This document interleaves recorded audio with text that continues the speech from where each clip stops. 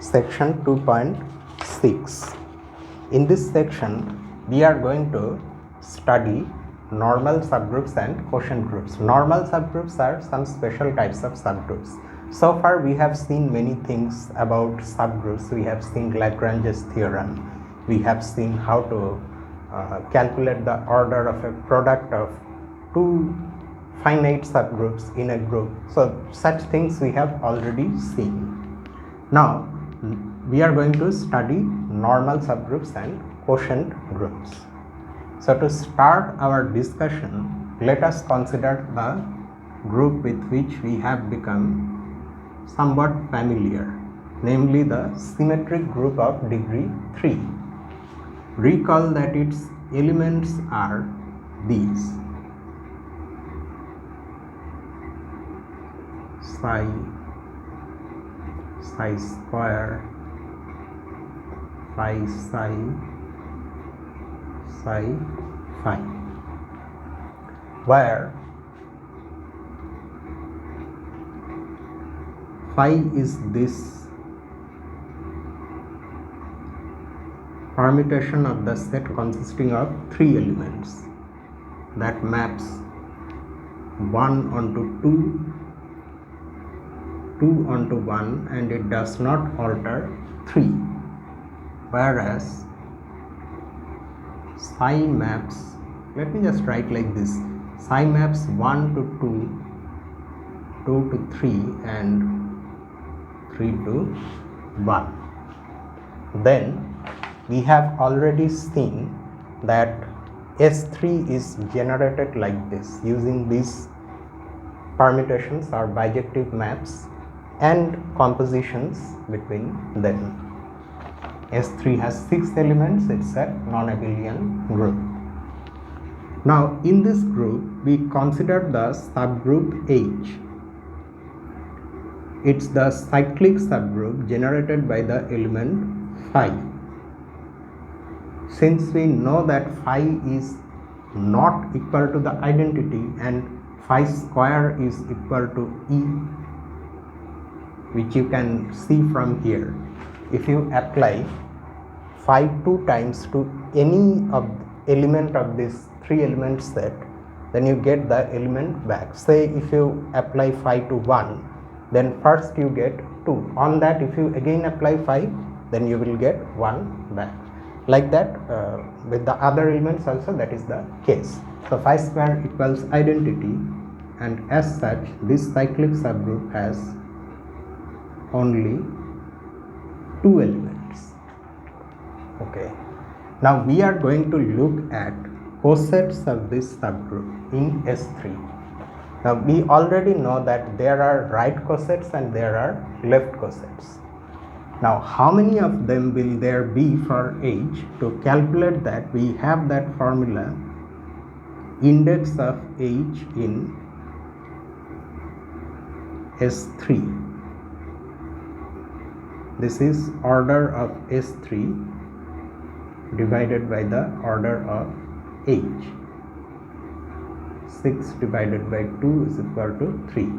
This gives us the number of distinct right cosets of H in S3.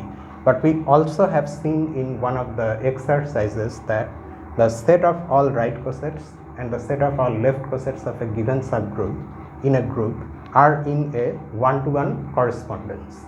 So because there are 3 right cosets, so there will be equally 3 left cosets also of H in S3. So let us list those cosets. Let's start with the left cosets.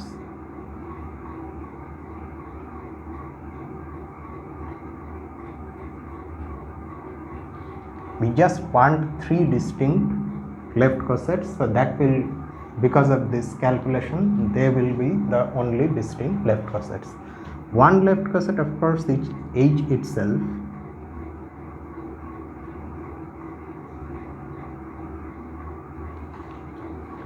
Another left coset can be taken as psi H. Note that since H is a subgroup, there is no point considering an element from H itself and forming a coset. like for example phi h, that will give us h again, because h is closed under the operation. So we are taking an element from outside to form this coset. So psi h by definition becomes psi e is psi, and psi phi. So it has these elements. And another one, let us take psi square h. This gives us psi square and psi square phi. If you go back to the original discussion of this group, which I think we discussed when we were discussing examples of groups, that is the first time when we encountered S3. In those calculations, you will see that psi square phi is equal to phi psi. So these are the only left cosets of H in S3, like that.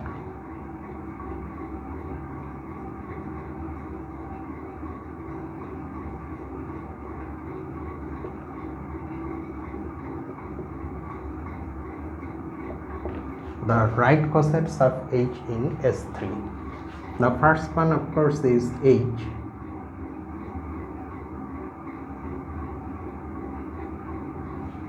And then let's calculate H psi. H psi is psi and phi psi. That is, we have to multiply the elements of H from the right side by psi.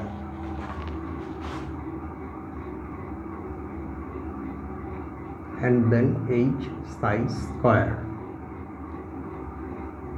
phi psi square. Now phi psi square equals psi phi. Okay, so these are the left and right cosets. Note that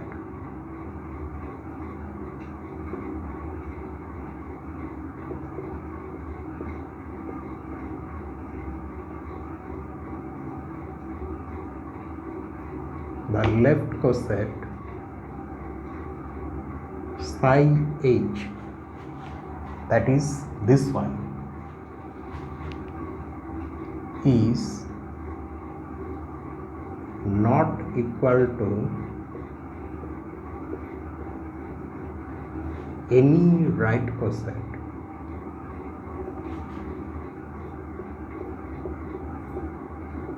of H in S3. We have the three possible right cosets.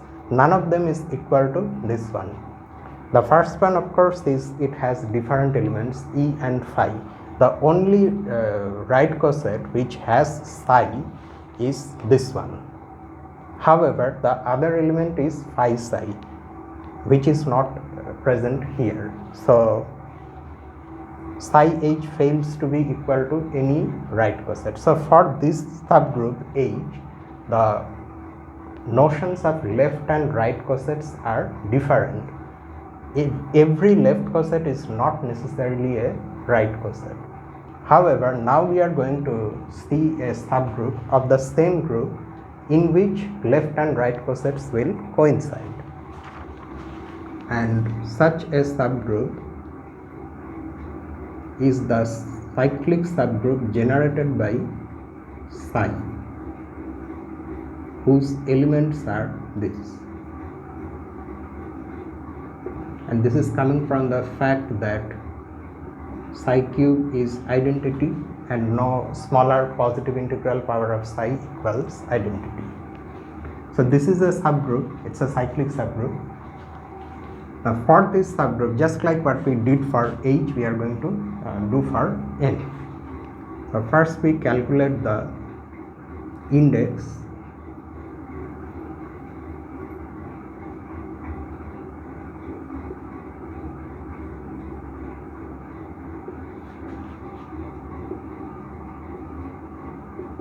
In this case, the index is 2. So there will be two distinct right cosets and two distinct left cosets of N in S3.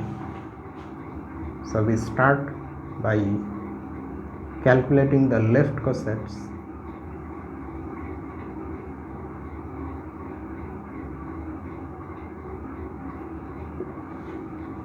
one left coset is n itself, another one, since we have to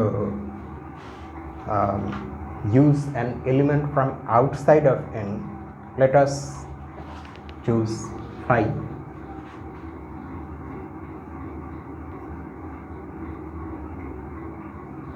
Phi n equals phi, then phi psi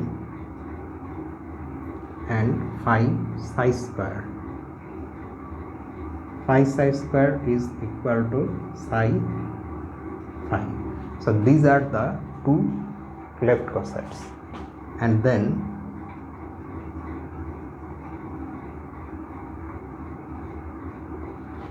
right cosets of n in S3. One right coset is n itself, and another one may be taken as n phi. Calculating n phi, the first element is phi, then we have psi phi, and then we have psi square phi, which turns out to be equal to phi psi. So unlike what we had in case of H, here we see that this left coset is equal to this right coset, and so are these two. These two are also equal, phi phi psi psi phi. Okay.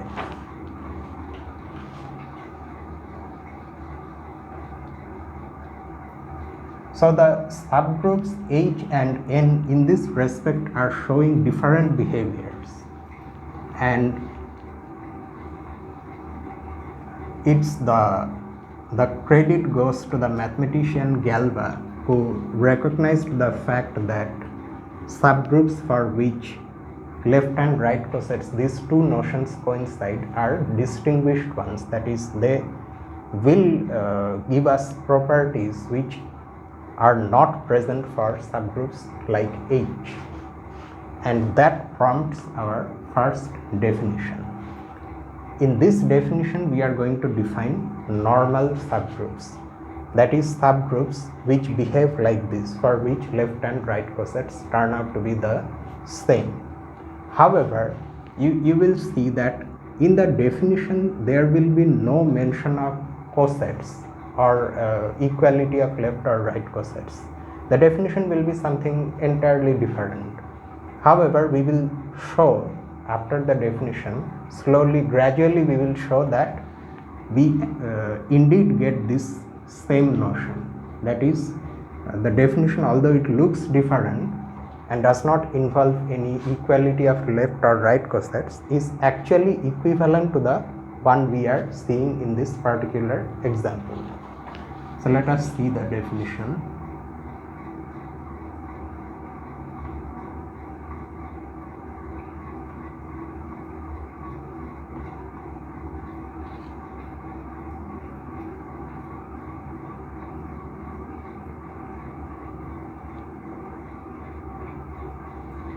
Let G be a group.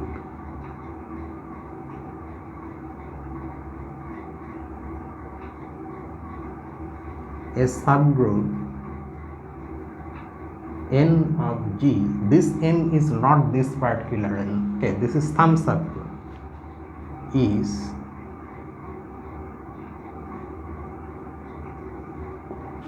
said to be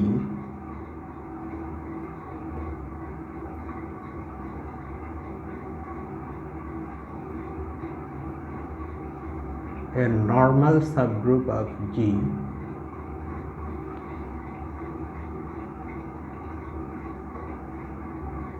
if for every element G in G and every element N in N, this combination of elements G and G inverse belongs to N. If this happens, then we say that N is a normal subgroup of G. or sometimes we also say it like this: n is normal in G. Same meaning. Okay. Now there is a lemma immediately after this definition, which is quite an easy consequence of this definition.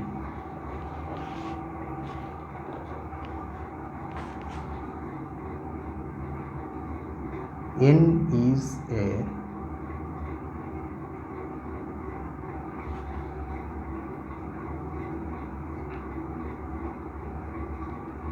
normal subgroup of G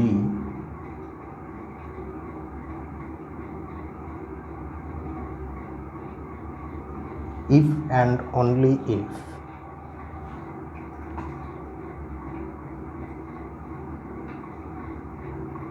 G and G inverse is, or we have equality, is equal to n for all G belonging to G. We have already come across this notation. We know what it means. We have, I think if I am remembering correctly, we have encountered this in exercise 4a from the previous set of exercises that we were solving before starting this section. Or if you still don't recall, let me write the definition for you. This is defined to be the set of all elements that look like this where n varies over n. We have seen some things about this set. The thing is that, first of all, this is a subgroup. When n is a subgroup, then this set is a subgroup of G.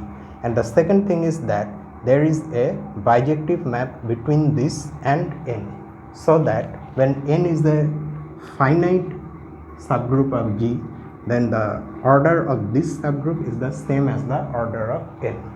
In fact, that was exercise 4, parts A and B. Now this lemma is saying that n is normal in G if and only if such a subgroup equals n for all G belonging to G. So let us now see how we can prove this.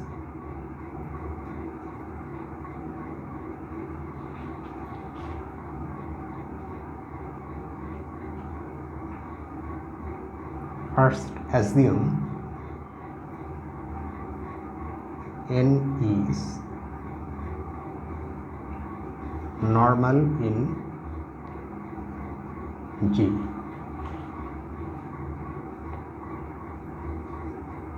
Let G be any element. We need to show that these two sets are equal. If n belongs to n,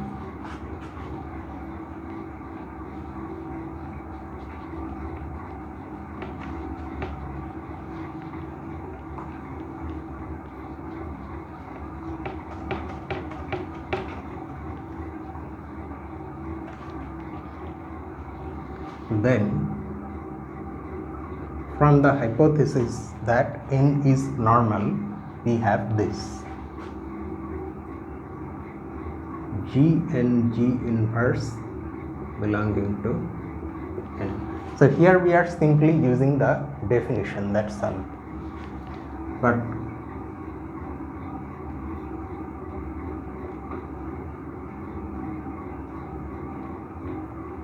this implies that the set G and G inverse is a subset of n. Okay. Next, let nu be any element of n. We have to show that the reverse inclusion is also true. Then only we can conclude equality. So we have taken any element in this set, we now have to show that it belongs to this set. We have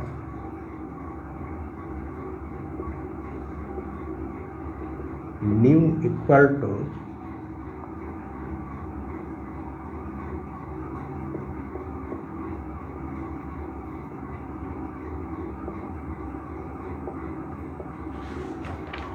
this G and G inverse will cancel out, G and G inverse will cancel out, leaving us with nu. So this calculation is correct.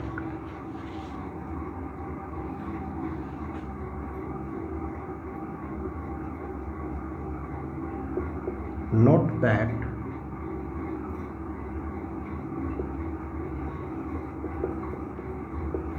normality of n implies that this element, which can also be written like this,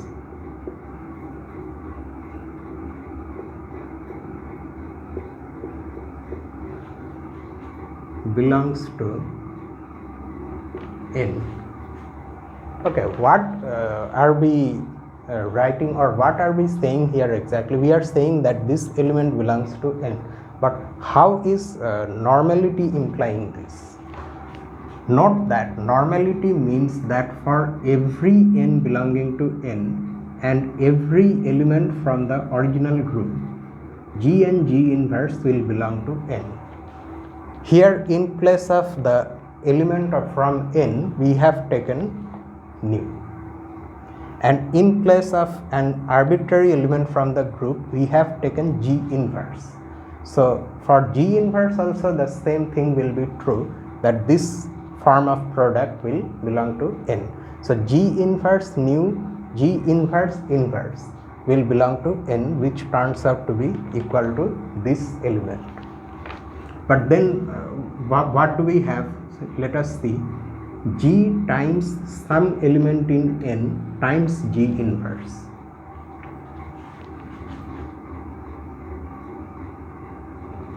But then we have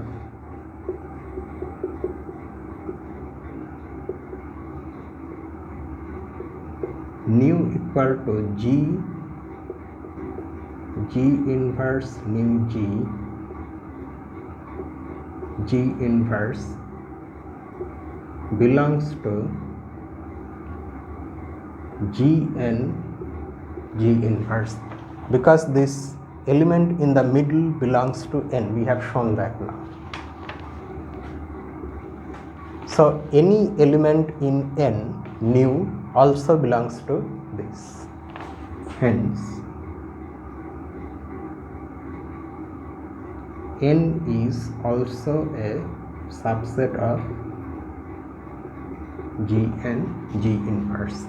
So now we can combine these two inclusions to conclude equality.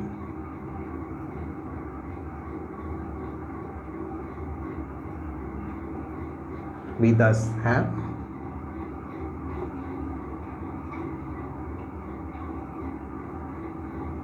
G and G inverse equal to n.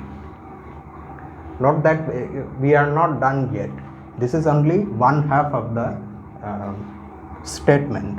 If n is normal, then this is true. We have to now prove the converse also. But the converse is very easy. Conversely, assume that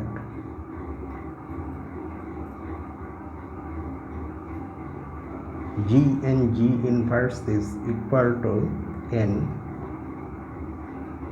for all G belonging to G. Then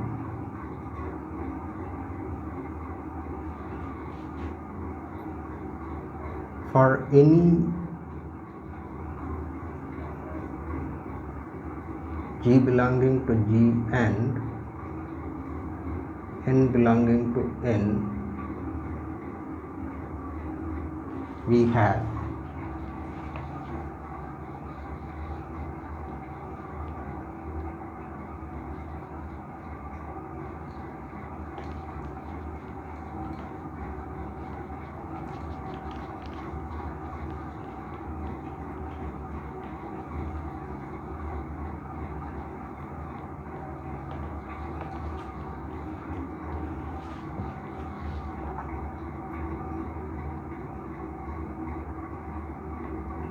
GNG inverse belonging to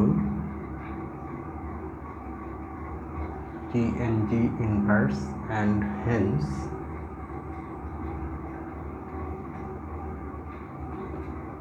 GNG inverse belonging to n, because these two things are equal, and so by definition n is normal.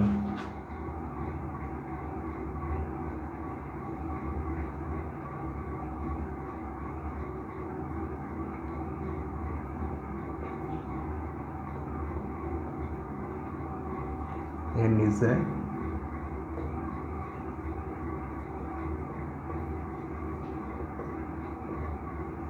normal subgroup of G. This completes the proof.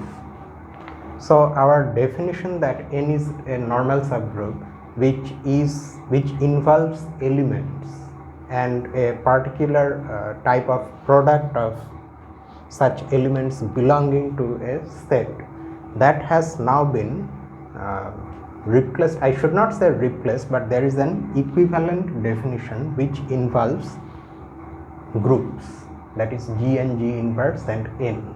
They have to be equal for every G in G, then N is normal, and conversely.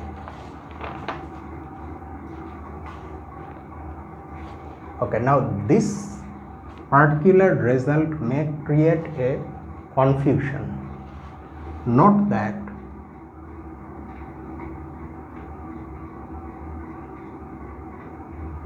the equation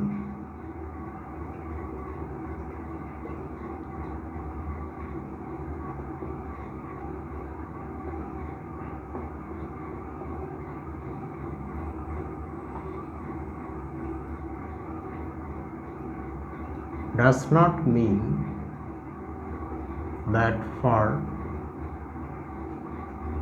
any n belonging to n, we have G and G inverse equal to n. That's not what this equation means. It just says that this set equals this set. The fact that this can fail to happen is exhibited by this example. In the group S3, if we consider the subgroup N that we then consider, that is this one, the cyclic subgroup generated by psi, then you can see that if you calculate phi n phi inverse, let's calculate that. We have phi e phi inverse, phi psi phi inverse, phi psi square phi inverse is equal to, this becomes E itself. Phi psi is psi square phi. Psi square phi phi inverse is psi square. Phi psi square is psi phi. So that gives us psi, which is again equal to n. But note that phi psi phi inverse is not equal to psi. In fact, it is equal to psi square. So element wise this is not true, but the sets are equal. Okay, so this should not confuse you.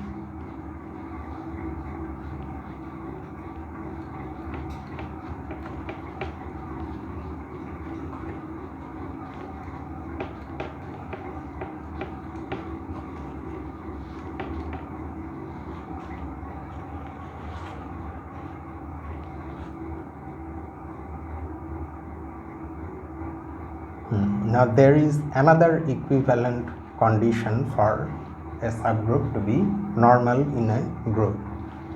This is the second lemma.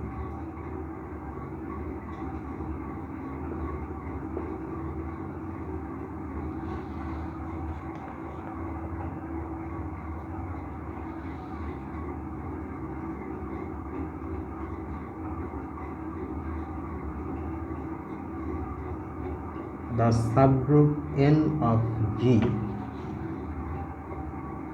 is a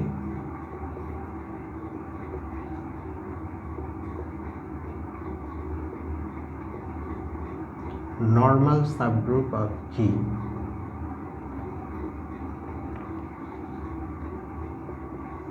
if and only if every left coset of N is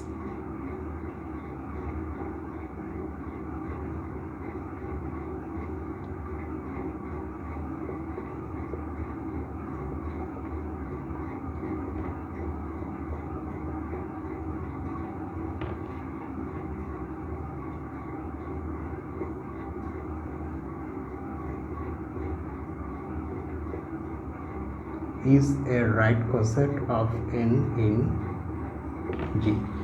So in this lemma we see that our original motivation for the definition of a normal subgroup, I mean at least to the motivation for studying this type of group, that left and right cosets be equal, is equivalent to the definition that we are using. So we are now going to prove this equivalence. One half of this again is quite easy.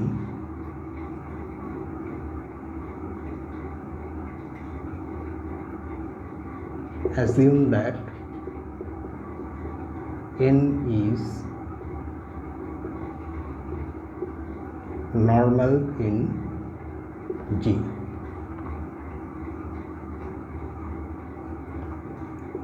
Let G be any element of G. We now have to prove that every left coset equals some right coset. Then by the lemma we have proved before this,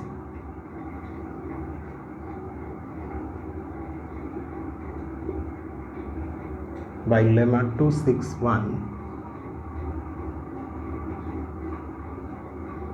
G and G inverse is equal to N. Okay, this we already know.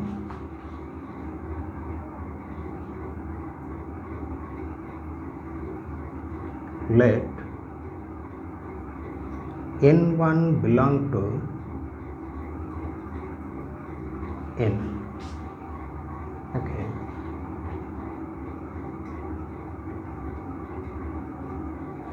Then Gn1 belongs to Gn and Gn1 can be written like this: Gn1 G inverse G, because this G inverse and G will cancel out, leaving us with Gn1. However, because this is equal to this and because of the form of this part of the product, this element belongs to this, so this element will belong to N, and hence this element, this total thing will belong to n g.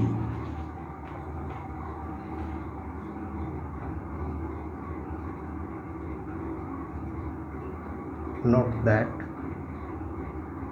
Gn1 G inverse belongs to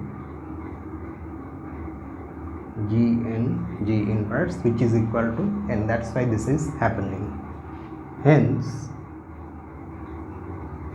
this arbitrary element of Gn, well, you may question me, how is this an arbitrary element of Gn? The confusion, you may have a confusion because I first chose n1. If I started by choosing any element of Gn, then this slightly confusing way of writing would not be present. The thing is that if you choose an element from Gn, then that element will be of this form, where this second factor will be from n. So I just chose to write that factor first. So hence, this arbitrary element of Gn now belongs to Ng. So Gn is a subset of Ng.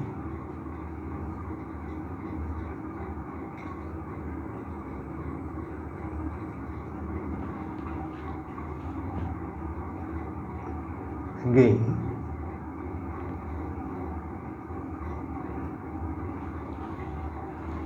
now we are going to prove the reverse inclusion. Our claim is that Gn and Ng are actually equal. Once we establish this, then the left coset Gn will be equal to the right coset Ng. That is, it will be some right coset. Again, for n2 belonging to n,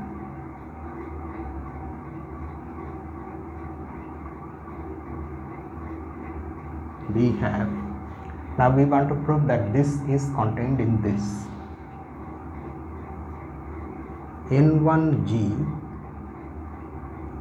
belonging to Ng and n1g is equal to, okay, we need to show that this is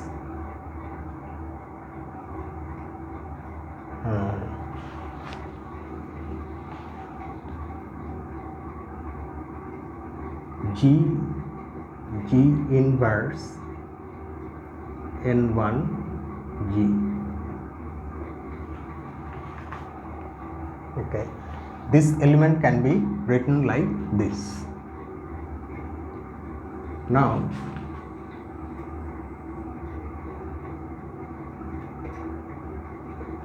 normality of n implies G inverse Ng, which can also be written like this.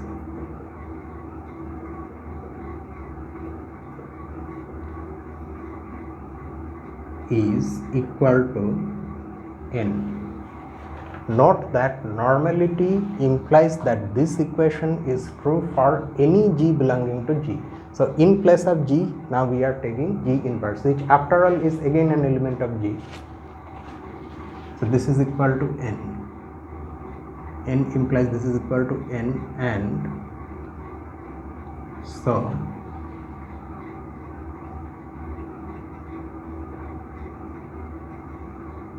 G inverse Ng1 belonging to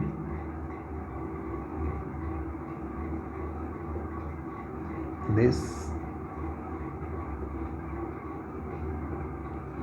gives us this fact. Oh, okay. Right after writing n2, I started working with n1.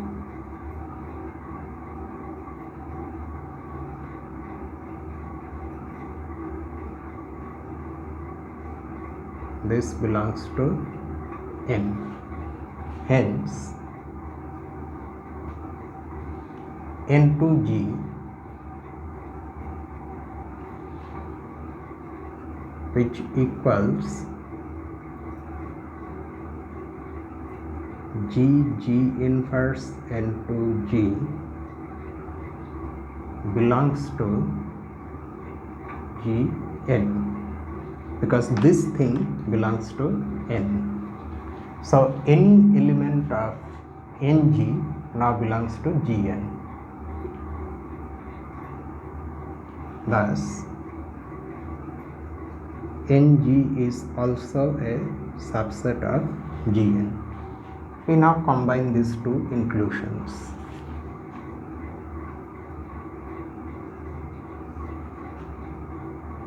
Hence Ng, or let us write like this: Gn is equal to Ng.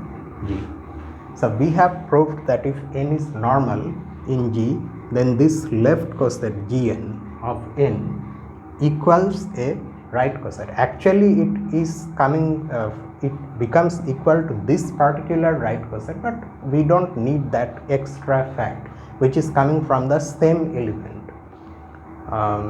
This will always be the case. Okay, whenever a left coset equals a right coset, it will turn out to be this right coset only, which comes from using the same element to form that right coset. Anyway, we have shown that any left coset is also a right coset. So one half of the proof is over. Now conversely,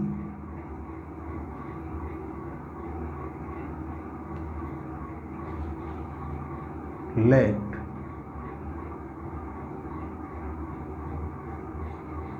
every left coset of n in G equal a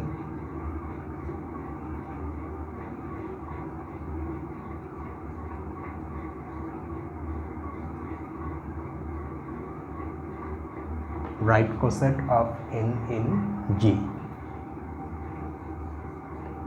Let us arbitrarily choose an element from the group. Our aim is to show now that n is a normal subgroup of G.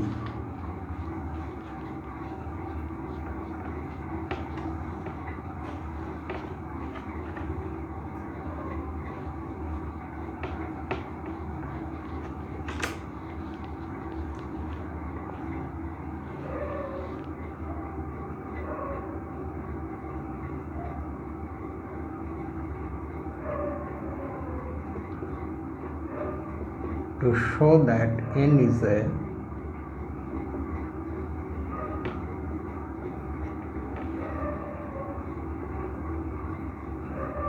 normal subgroup of G,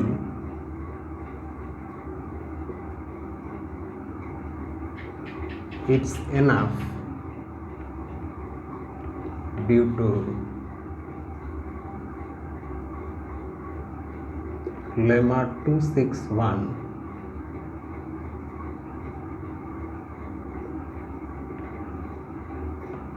to show that G and G inverse is equal to n.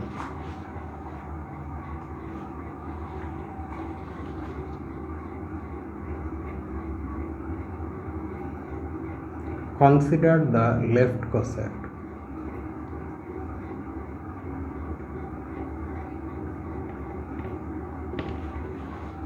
Now, by our hypothesis, this left coset equals some right coset.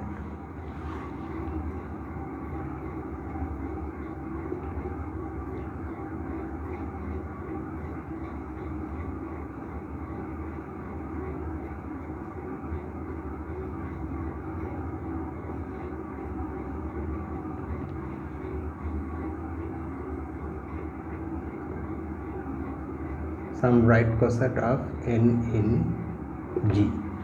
But the question is which one? Now we will need that. Note that since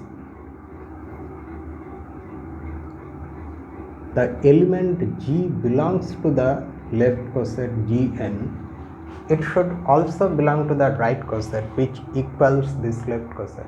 Naturally, because if they are equal, they are sets, this belongs to the first, so it will also belong to the second one.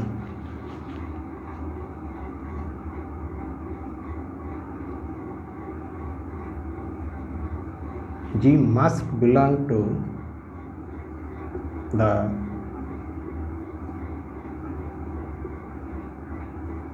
right coset of n that equals Gn. Now we are going to use the fact that the right cosets partition a group into non-empty disjoint subsets. Since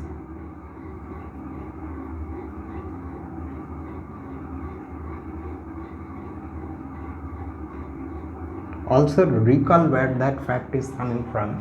It's coming from the proof of Lagrange's theorem. In the proof of Lagrange's theorem, we considered a relation which turned out to be an equivalence relation for which the equivalence classes turned out to be precisely the cosets of the subgroup in question. So from there we got that partition property. We will now use that partition property. Since the right cosets of n in G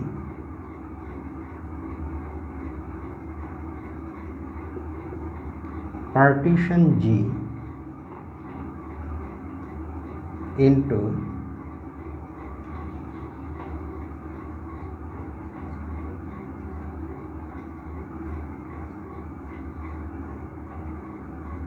non-empty disjoint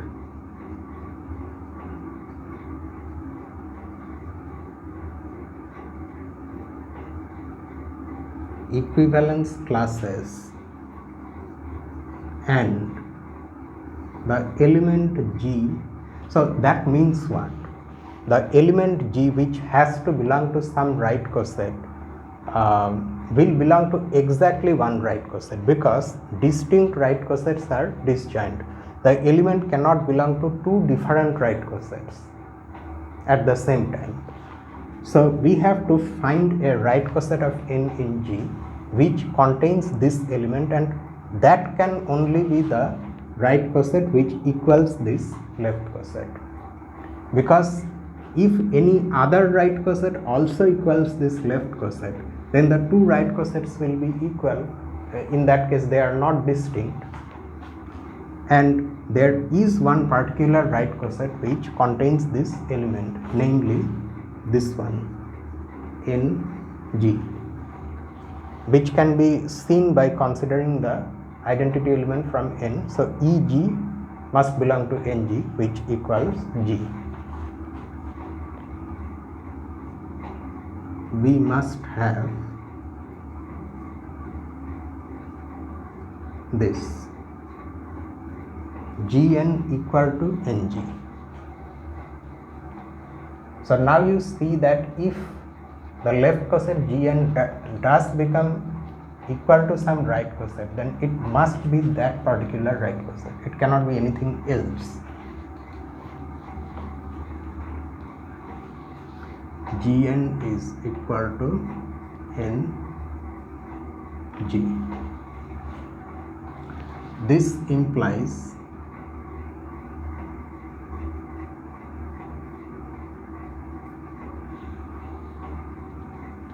that Gn G inverse is equal to n.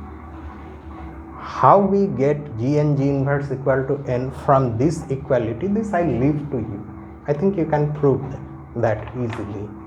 One way of loosely seeing how one can get this one from the previous equality is this. You have this equation.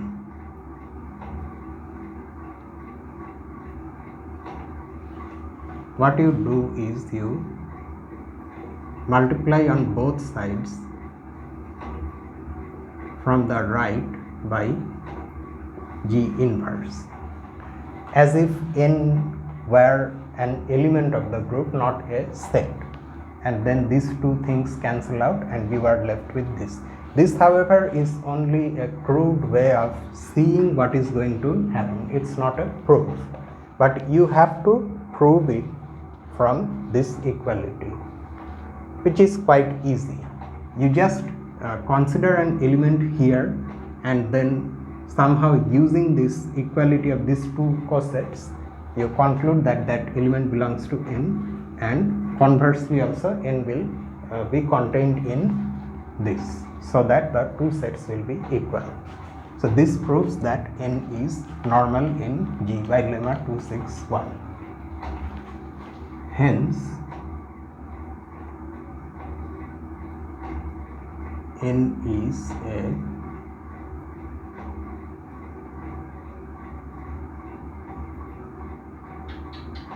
normal subgroup of G.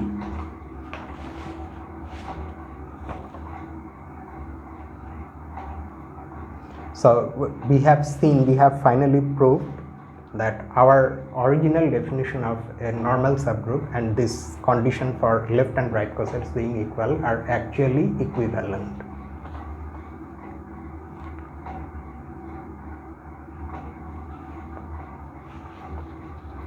Okay, now we are going to consider the other half of this section, that is quotient groups. Fine, you have now normal subgroups, and we have found like 3 different definitions. These other 2 lemmas give us extra definitions, which are, I am saying they are extra definitions for normality because they are equivalent, each one of them is equivalent to the original definition. So you can use any one of them as a definition for a subgroup being normal in the group. Now we are going to consider quotient group. We are going to see what quotient groups or factor groups are and how they are related to this concept of normal subgroups. Let n be a normal subgroup of G.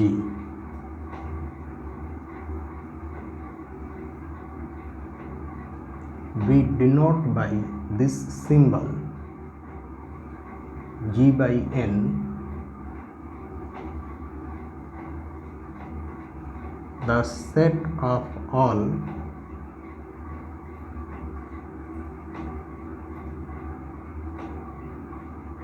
right cosets of n in G. This notation we have actually used before in the previous set of exercises. If you recall, in one exercise we used this notation where by this we meant the set of all right cosets of H in G, where H was a subgroup of G, not necessarily normal. However, here we have normal subgroup, and because of this last lemma, we now know that this set of all right cosets of n in G is also the set of all left cosets of n in G. Once we have normality, left and right, that distinction is not there.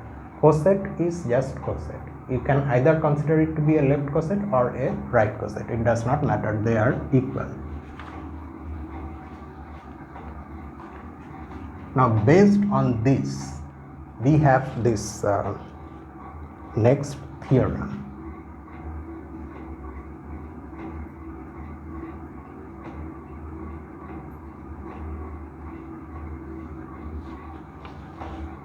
If G is a group,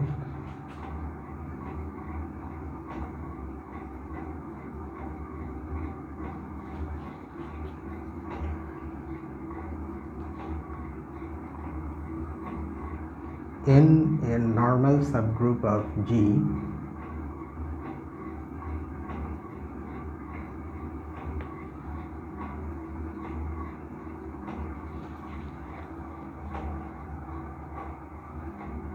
then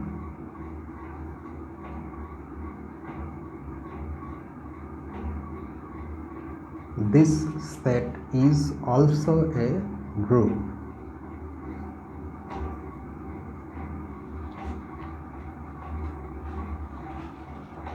It is called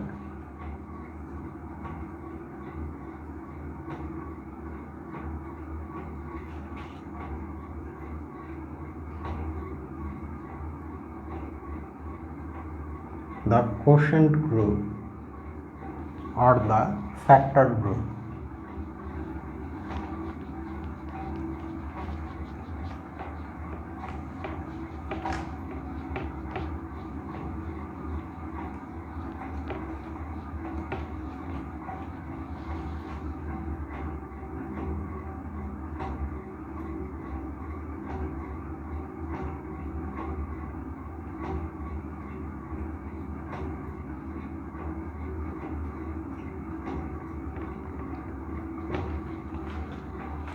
Now the way I have written these things, this is exactly not okay.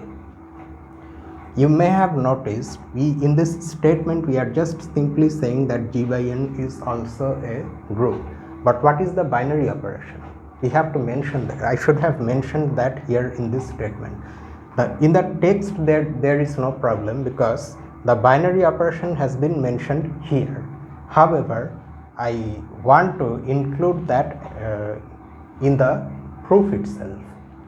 So you can understand that ideally I should have written the binary operation, the description or the definition of the binary operation in the statement itself, but I choose to write it in the proof.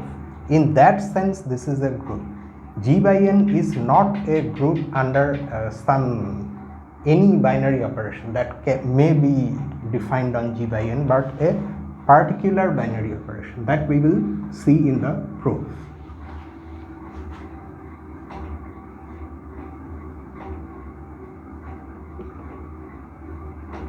There are many lizards in and around this room, so you see them, you hear them calling. Sorry for that disturbance, but it cannot be avoided. Okay.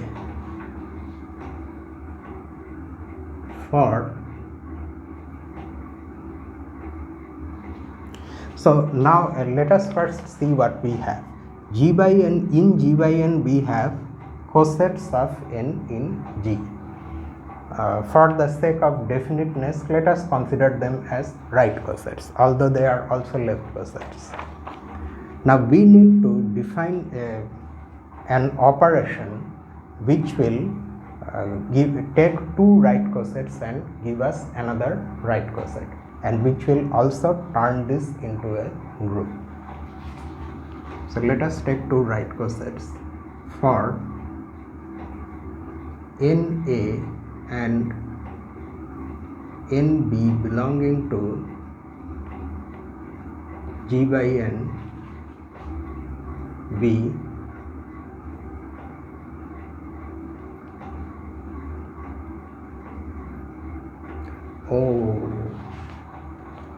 Okay.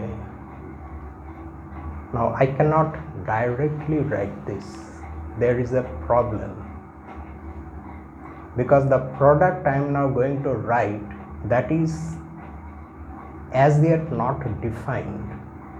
That's why they wrote it here before the theorem. Anyway, let me write it in the proof itself. It will look a little bad, but the information is same. For a group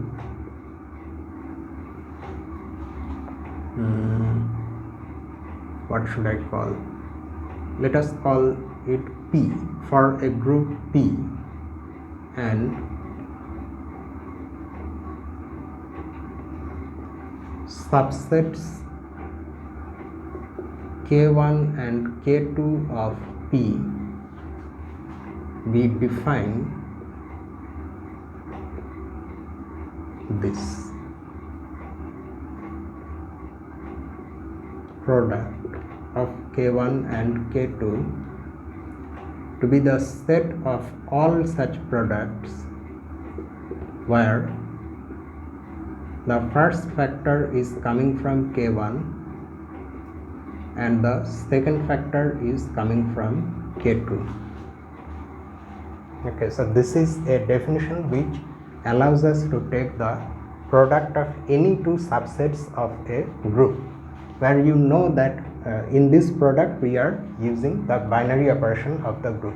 In an arbitrary set this cannot be done, of course, because there may be no operation involved. Now let us recall that we did something similar before. If K1 and K2 are two subgroups of P instead of being arbitrary subsets of P, then their product we have already defined. And in fact, when K1 and K2 are finite, we also calculated the order of this set. We are now that means this definition of product of two subsets is more general than the previous definition of product of two subgroups. It includes that part also in this in itself. Now this is the product we are going to use to turn G by N into a group.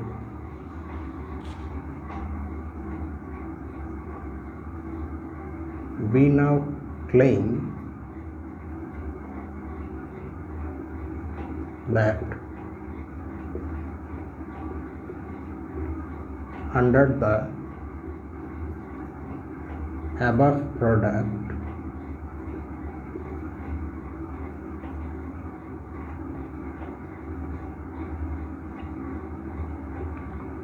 exactly how are we claiming this? So what we are really claiming is this: if you take two right cosets, take their product, because right cosets are after all subsets of the group, of the original group G. If you take their product, then that product, take their product means this product, then that will in fact give us a binary operation that will turn G by N into a group. We now need to see this.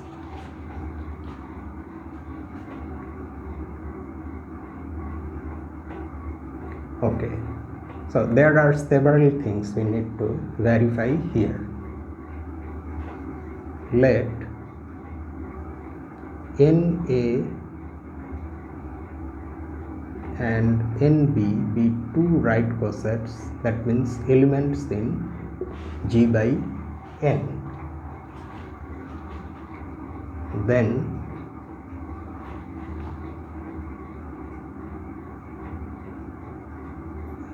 if we take their product, you can show that this will ultimately be equal to NAB.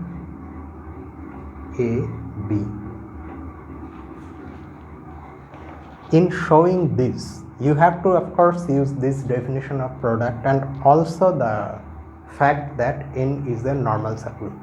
In fact, let us just show that. Okay, instead of simply writing it, let us just show that. Then we claim, okay, we are making another claim.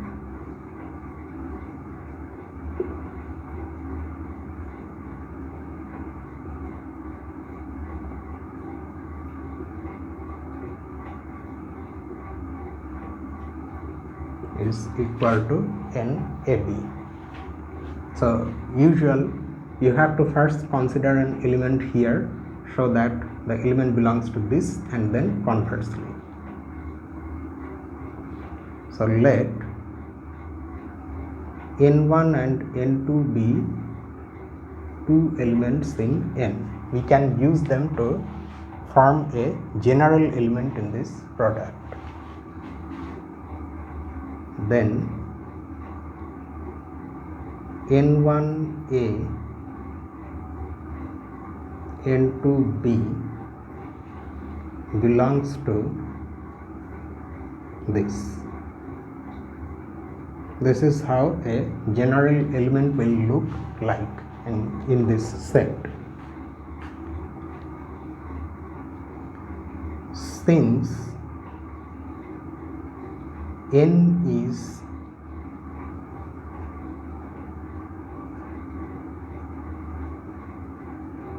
normal,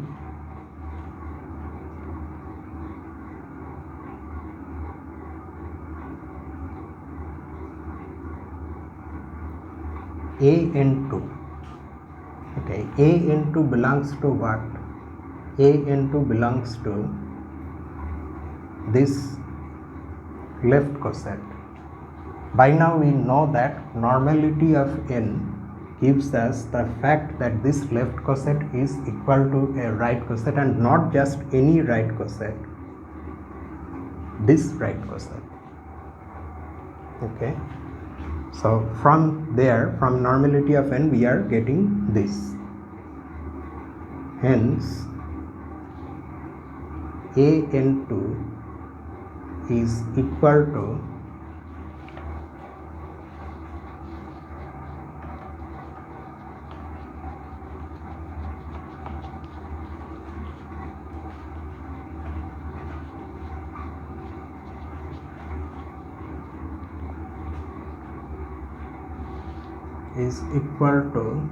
n3a for some n3 belonging to n, because it now will belong to na, so it will be equal to some element of n times a. Thus now we concentrate on this element n1a,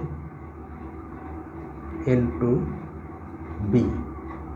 This can be written like this, using the associative law in the group several times. In place of an1 we are going to, an2 we are going to write n3a b, and you can see that this is equal to n1 n3 ab. Okay, since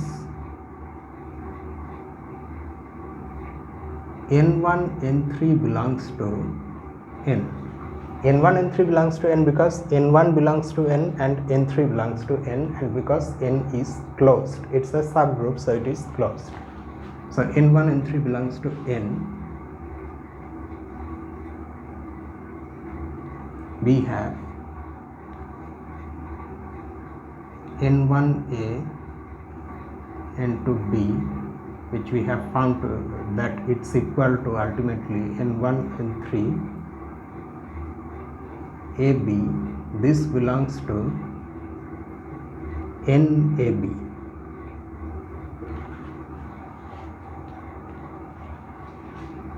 Thus this was any element from this set, so na, nb is equal to nab. Okay, so sorry, it's not equal to, it's a subset. Now we have to prove the converse relation. Let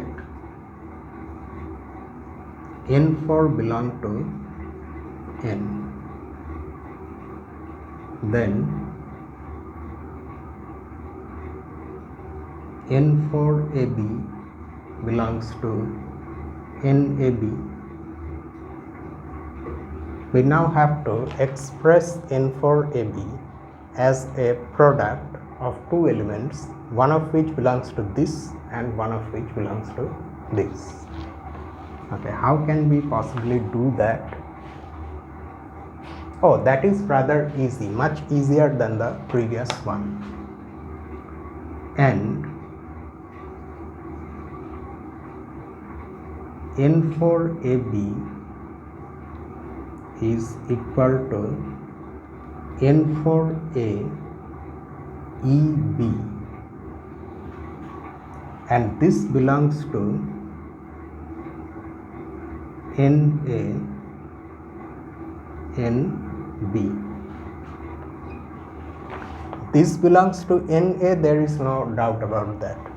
EB belongs to NB because the identity E belongs to this subgroup. So we make a small note. Note that E belongs to N. Hence, NAB is also a subset of NA NB. So we finally get this claim proved.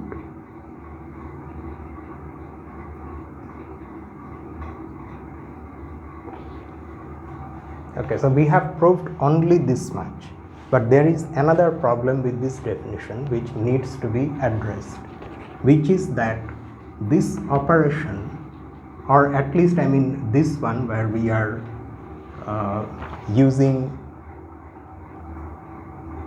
cosets, this operation is well defined. That means in place of NA and NB, if we write something else, some other coset of N which turn out to be equal to NA and NB respectively, then the result does not change after all.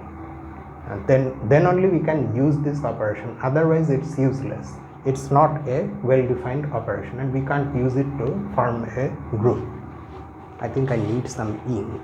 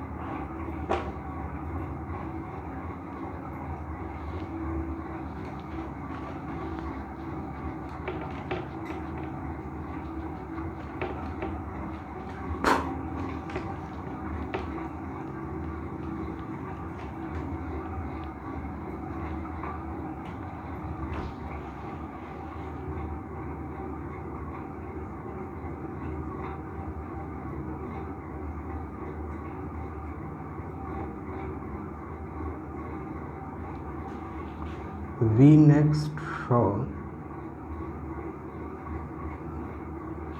that this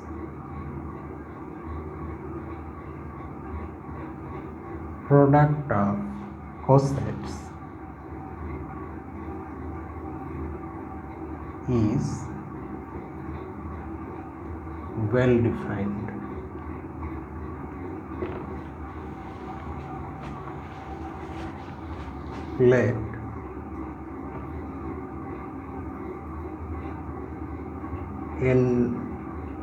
Let us take something else. What can we take? N alpha, N beta, N gamma and N delta belong to G by N such that N alpha is equal to N beta and N gamma is equal to N delta. Excuse me.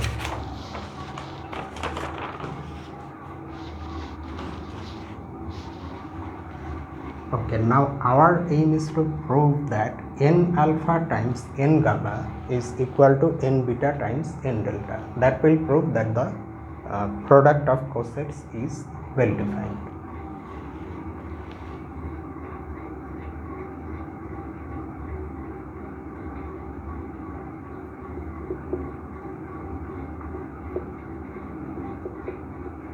N alpha N gamma by definition means by what we have found here is n alpha gamma and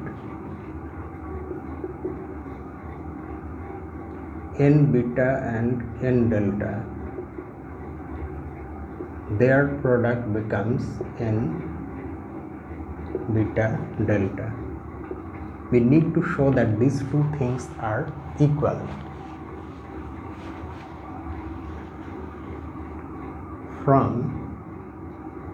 Now here I am going to, instead of going to the actual elements, that is to show that this is equal to this, you will take any element here and then show that that element belongs to this. Instead, let us take a shortcut, and this shortcut we have already discussed in the previous section or the section before that.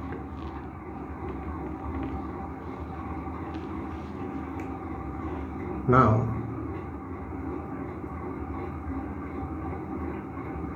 n alpha equal to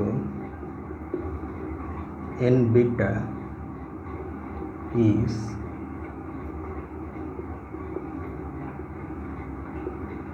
equivalent to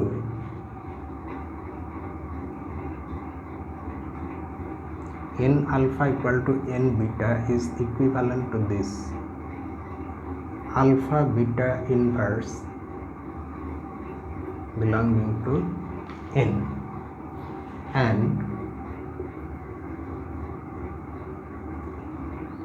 n gamma equal to n delta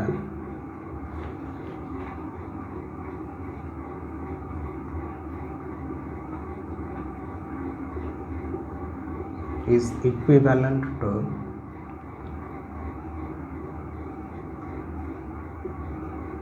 gamma delta inverse belonging to n. If you are doubtful about these equivalences, you can establish them also quite easily. You assume this one and you try to prove this one, and conversely. This is true for not just for normal subgroups but for any subgroups. That's why I am saying we have already discussed this, and we have in fact established this, I think, in the previous section or the section before that. Okay, now our aim is to show that n alpha gamma is equal to n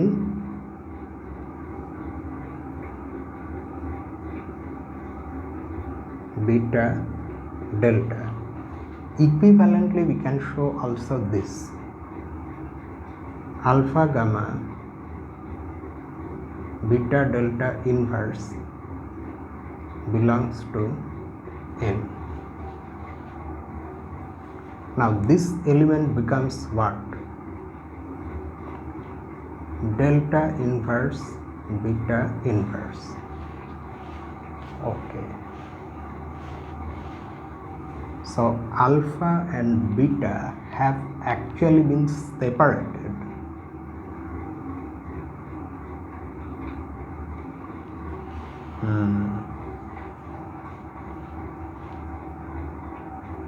Oh, but I have not used the fact that n is a normal subgroup. Yes, that should also be used, no? For that, what we can do is this.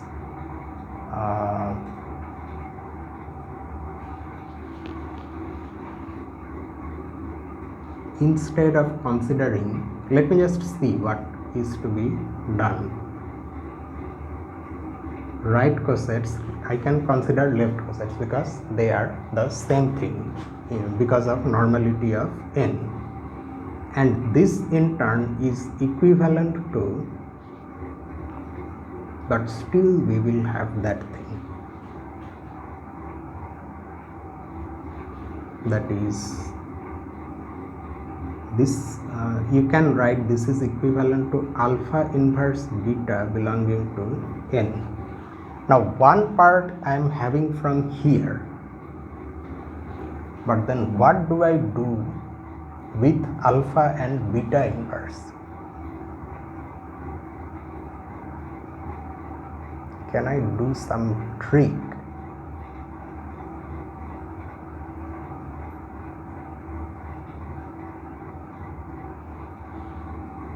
alpha gamma delta inverse, alpha inverse. Oh yes, I think I have got it.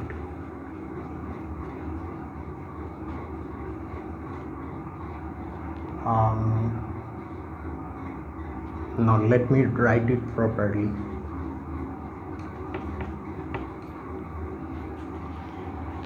Now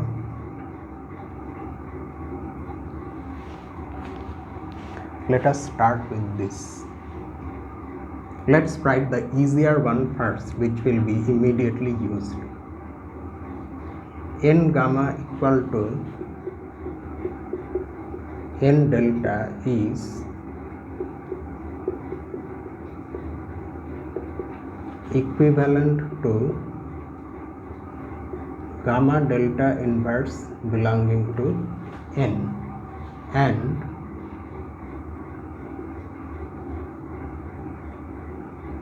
alpha N equal to N alpha, which according to our choice is N beta, which is equal to beta N, is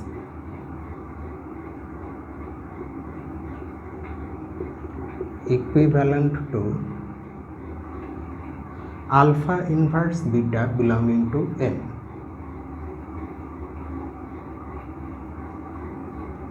Okay, now watch this. Since this is where we use normality of N, since N is normal, we have, let me write here, alpha gamma delta inverse, alpha inverse belonging to N.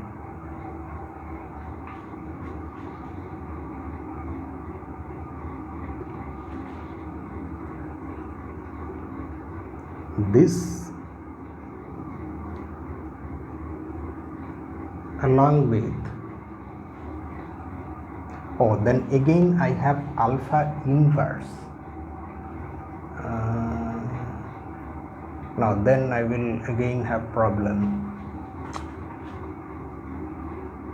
Did I really need to consider left cosets?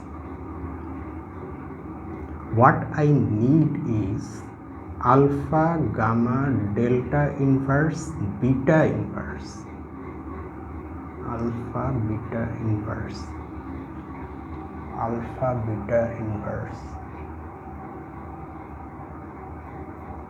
Oh, but there is no need to consider left cosets. The original one is good enough. Sorry about this confusion. Alpha beta inverse belongs to N. This along with alpha beta inverse belonging to N implies, yeah,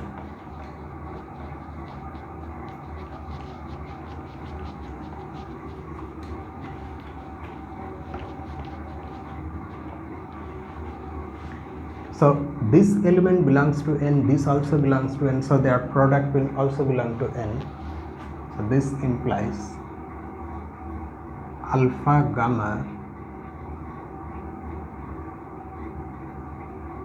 beta delta inverse, which is equal to alpha gamma delta inverse beta inverse, and this can be written as alpha gamma delta inverse alpha inverse times alpha beta inverse. Do you see this? Alpha inverse and alpha will cancel out. We will have beta inverse and the other thing. Now this is this element and this one is this, so their product belongs to N. So that means this element belongs to N. So equivalently,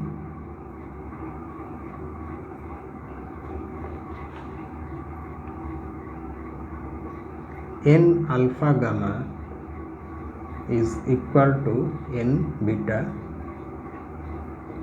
delta. That is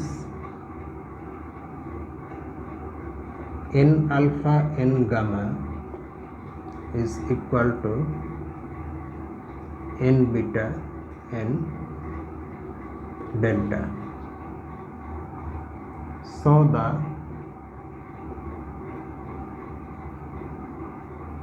product of cosets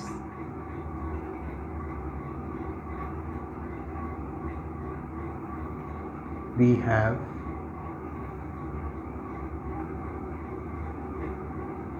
considered is well defined. The first thing we saw is that the product is again a coset of n in G, and now we have proved that the product is actually a well defined binary operation. Now we can proceed to show that it is associative, there is an identity, and every element has an inverse. These parts are rather easy. The beginning part is the part where we have to work with some difficulties. So we overcame all those obstacles, and now let us verify the other things. Now let NA, NB and NC be 3 elements in G by N.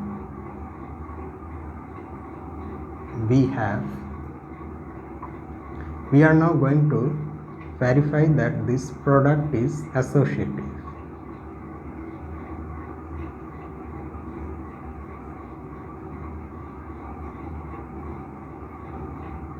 NAB NC. So this is equal to NABC. Note carefully that the operation in between these elements is the operation we have in the original group G, so which we know is associative. So this product can be written like this: A B C, and this is equal to, again, now you separate all the things.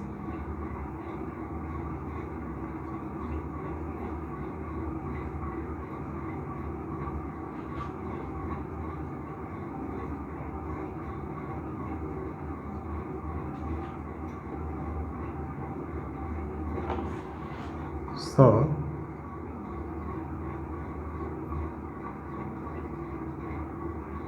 our product of cosets is associative.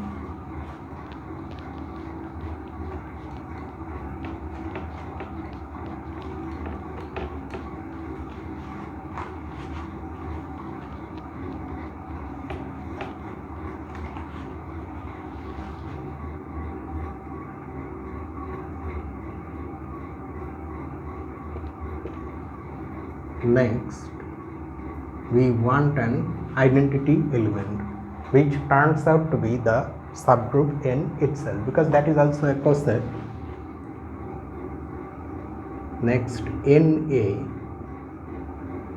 N, the way N itself is a subgroup is this. You can consider N to be NE because E belongs to N, so which gives us NAE, so that is again equal to NA. Similarly,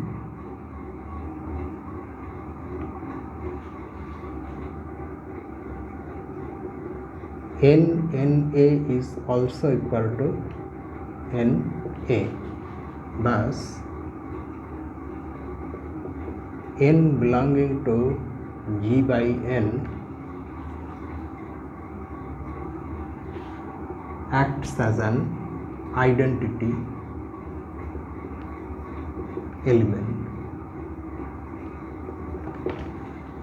Okay, so this acts as an identity element. So what's left is to show that every element has an inverse.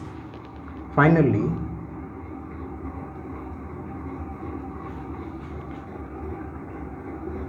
NA inverse belongs to G by N such that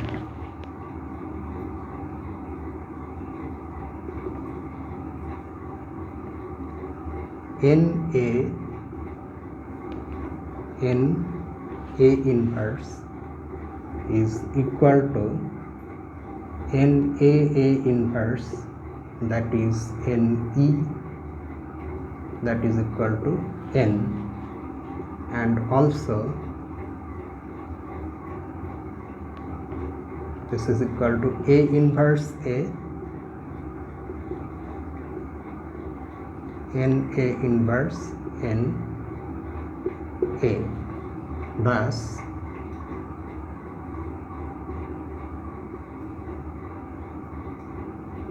acts as an inverse of NA. So we now have all the axioms for a group established for this particular group. Hence,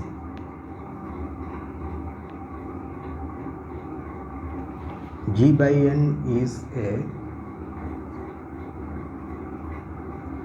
group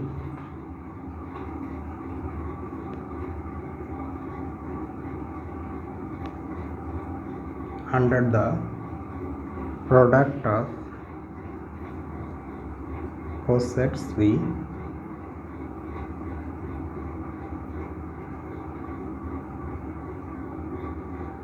defined above. So this completes the proof of this theorem. Now let us note one more thing about this. Suppose the original group is an abelian group.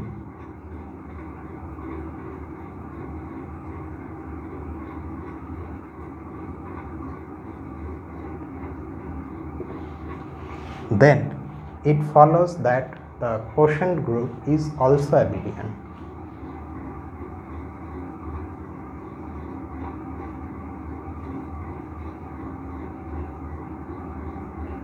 Why?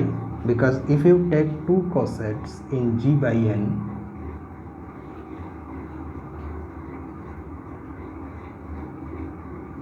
then their product is equal to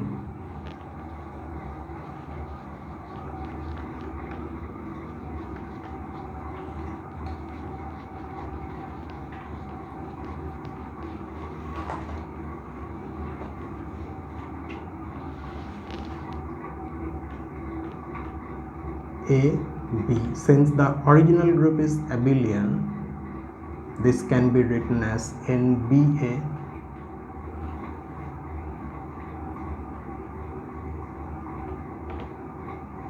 so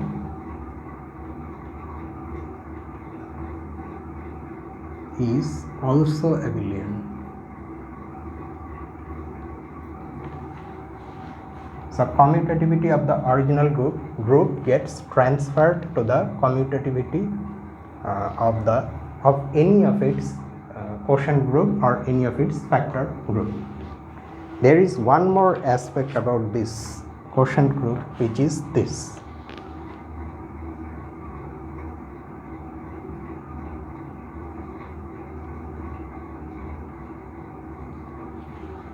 And which is the order of this group.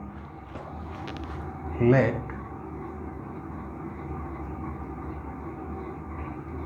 G be a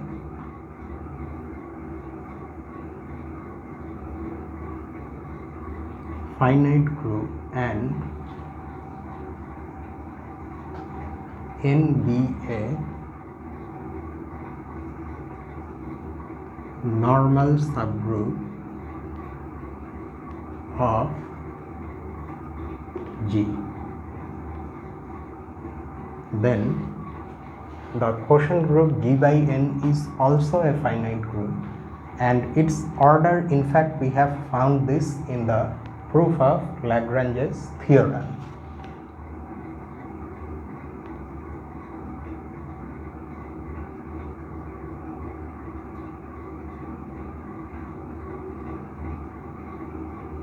And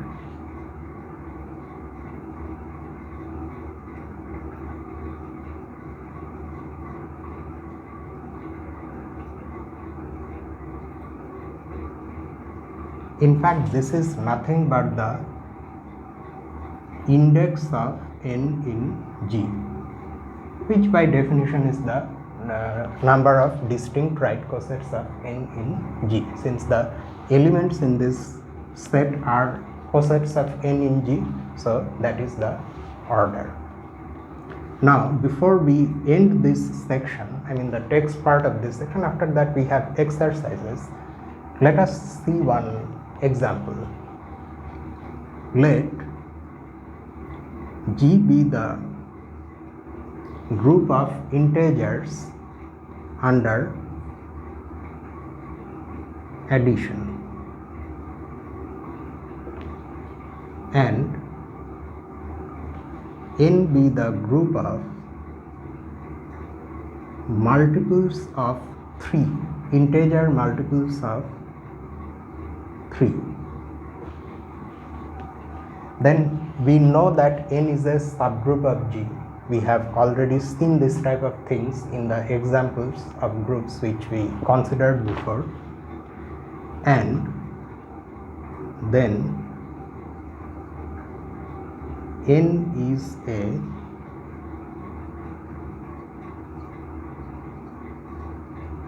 subgroup of G.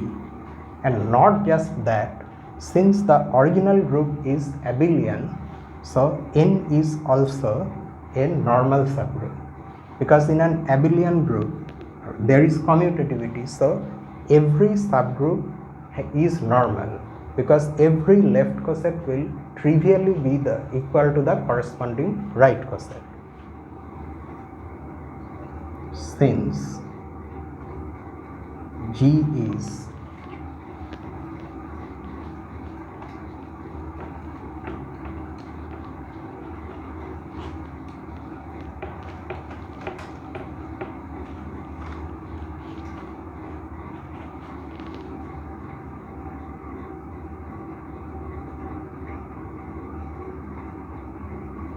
n is normal in G, so we can actually consider the quotient group G by n.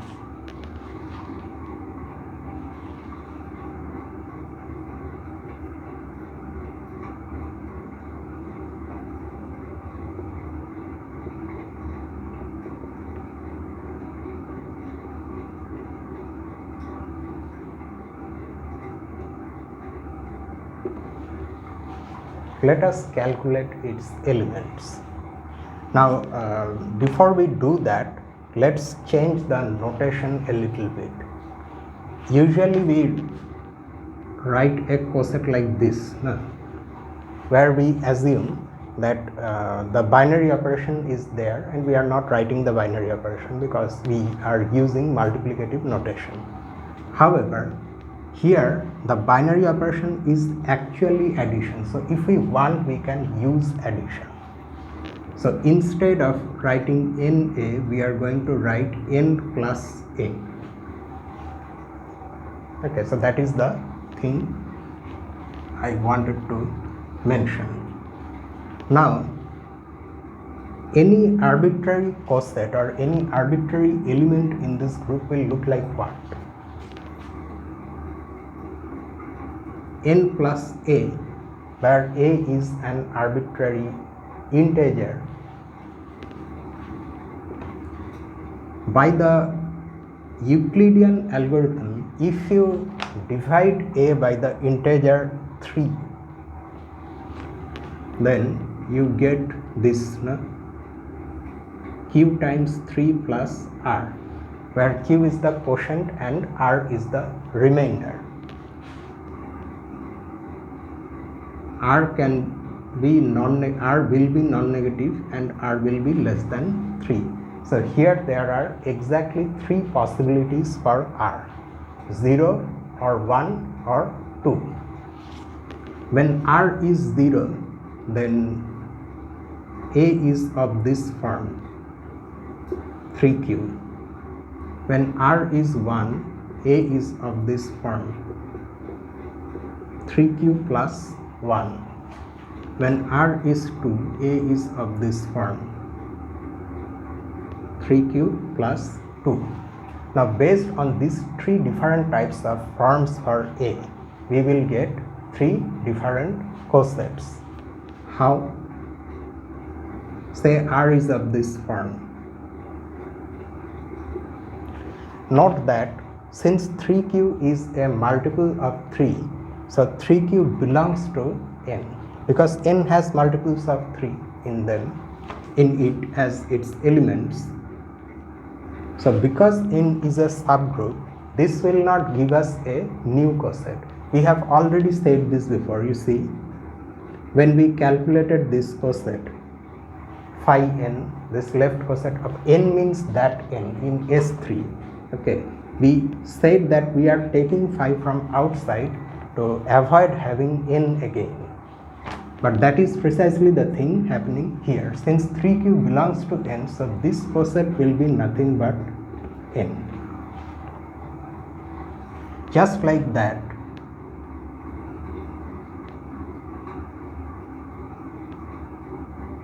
if you have this, then this 3q will be engulfed by n inside of it, and we will be left with n plus 1. These are just some fancy way of saying these things, okay? Engulfed by n.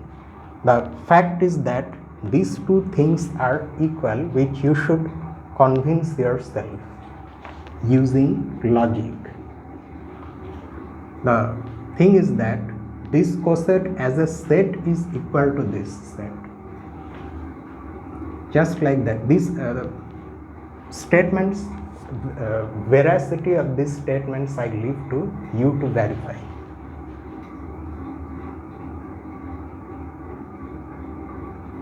And like that, this gives us n plus 2. So this tells us that any coset is either n or n plus 1 or n plus 2. In fact, this is also true because the index of n in G is actually equal to 3, and that's why our quotient group has exactly 3 elements.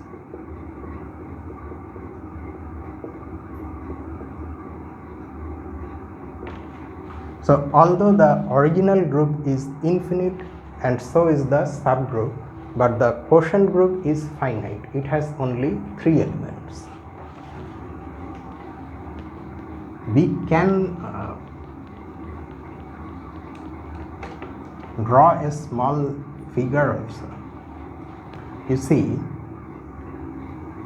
a sort of Venn diagram. Suppose this is your original group G, and this is a normal subgroup n. Okay, according to Lagrange's theorem, this partitions the group into disjoint, mutually disjoint non-empty cosets. That is, this is say NA, some NB, etc. These are cosets. They are non-empty. Each one of them has some element in it. They are mutually disjoint. Distinct cosets are disjoint, and their union is G. In short, they partition G.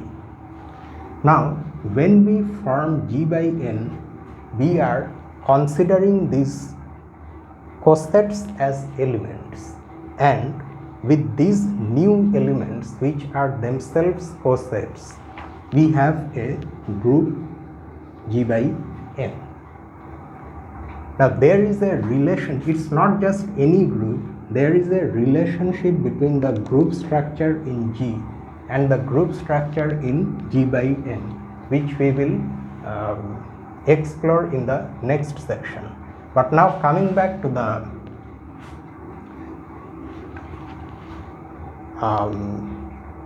to our example that we were discussing, without being too specific, one can feel that this particular group is in some sense related to the group of additive group of integers modulo 3. Why? If you form an association between the elements of these two groups, where you associate n with 0, n plus 1 with 1 and n plus 2 with 2, you will see that they behave similarly in this sense. Suppose let me, instead of just simply saying that they behave similarly, let's just do a fun thing.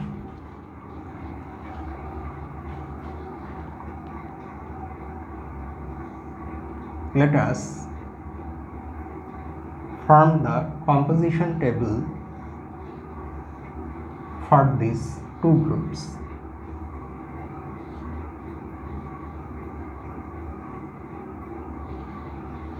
Here we have n plus 1, n plus 2, and here we have the congruence classes 0, 1 and 2 modulo 3. This one we already know, so let us calculate this first with respect to addition. Okay, this is the identity, so we will get the elements themselves. 0 plus 0 is 0, 0 plus 1 is 1 and so on, like that. 1 and 2, 1 plus 1 is the congruence class 2, 1 plus 2 is the congruence class containing 3, so which equals 0. 2 plus 2 is, no, but before that 2 plus 1 is again 0. 2 plus 2 is the congruence class containing 4, which is also equal to the congruence class containing 1, because 4 is congruent to 1 modulo 3. So this is equal to 1. If we do the calculations here, n is the identity element, so the first row and first column entries are understood.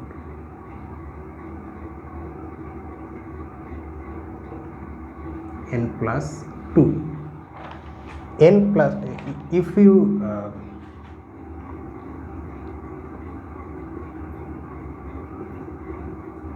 add these two, by our definition, what do we have? N plus 1 plus 1. See how many pluses are coming. If you remove the pluses, you will get n1 n1 is equal to n11, but because our operation is addition, that's why we have chosen to write the pluses.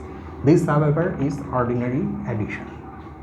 So this is n plus 2. What about this?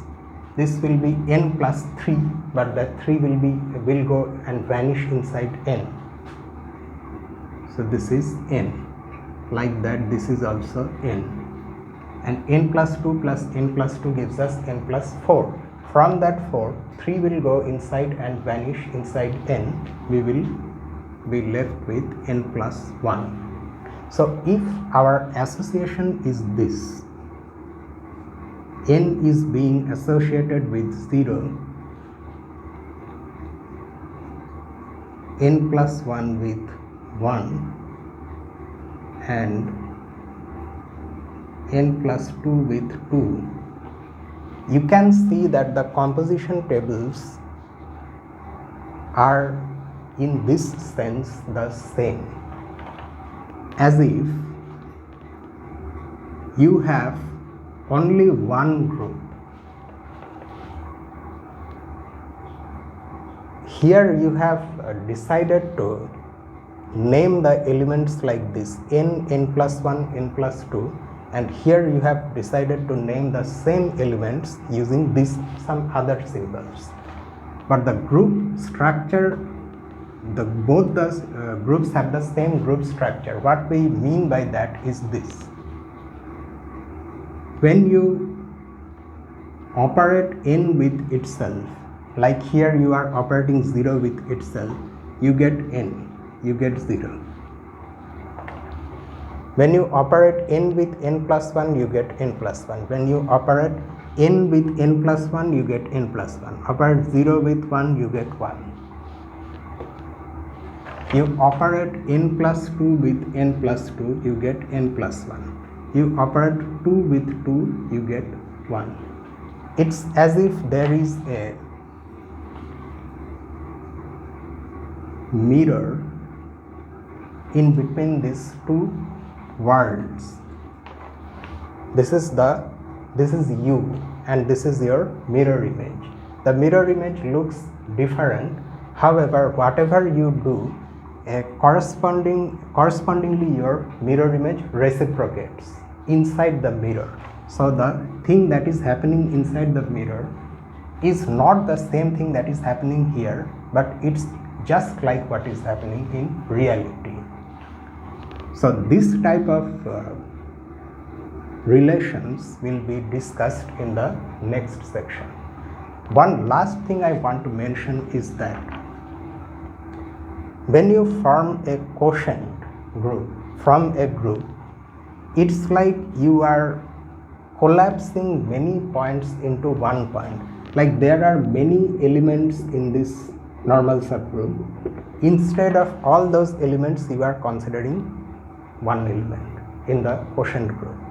Correspondingly, in other places also you have local collapses. It's like a gravitational collapse that you see when a black hole forms or when a star dies. So the size of the group is reduced, it shrinks, and that's why it is a quotient. The whole group is being divided into chunks by n. Okay, so here the section ends. After this we will look at the exercises. At this stage it may feel like these things are suddenly making an appearance without rhyme or reason, but the further we go inside the theory, the more they will become natural. When you see, when we first introduced Lagrange's theorem, then it presented itself as an ad hoc fact, like the order of a subgroup in a finite group divides the order of the group. So what is the big deal about that? But later we saw that it's actually very fundamental.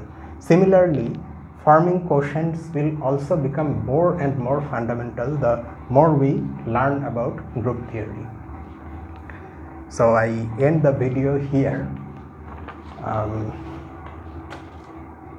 I'm not going to say anything about subscribing my channel today, because in every video it feels boring.